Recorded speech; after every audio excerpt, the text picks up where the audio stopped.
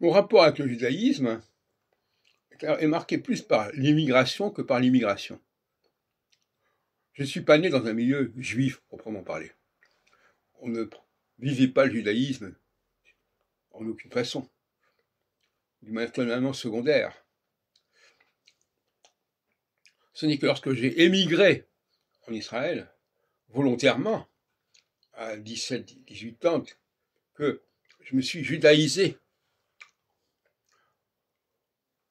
en apprenant l'hébreu moderne, notamment, en m'immergeant dans la société israélienne. Et donc c'est un choix qui ne m'a pas été imposé au départ. Je me suis autodéterminé par rapport à la question juive. Pendant un certain temps. Bon. Ça, à d'autres moments, je m'en suis encore à nouveau intéressé, mais chaque fois, c'était un mouvement qui allait dans ce sens-là. Je m'intéressais à ça.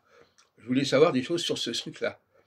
J'aurais pu ne pas être juif, ça aurait été pareil, à la limite.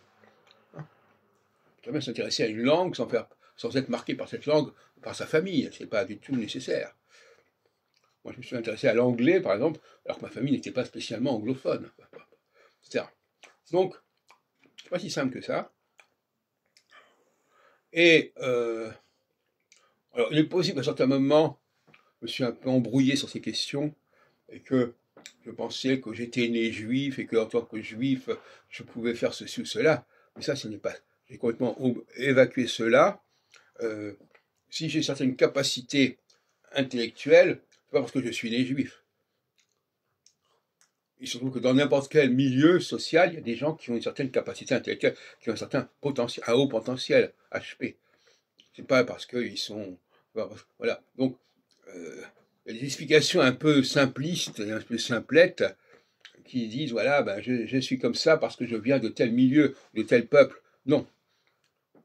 On sait très bien que ce peuple lui-même n'a pas, les gens qui appartiennent à ce peuple n'ont pas forcément ses potentialités. Donc, c'est pas la question. Ce sont ces potentialités qui peuvent être au service de ce peuple. Mais ce n'est pas ce peuple qui donne ses potentialités à la personne en question. On prend le cas, par exemple, de Bonaparte, qui est né en Corse, et les potentialités de Bonaparte, elles n'ont rien à voir avec la France. Mais qu'ils les mettent au service de la France, ça c'est une autre affaire, à un moment donné. Malheureusement pour lui, d'ailleurs, quand en 1814, on l'a installé à l'île d'Elbe, ben, il aurait peut-être pu faire quelque chose à l'île d'Elbe, bon, au lieu de revenir vers la France. Enfin, c'est un autre problème.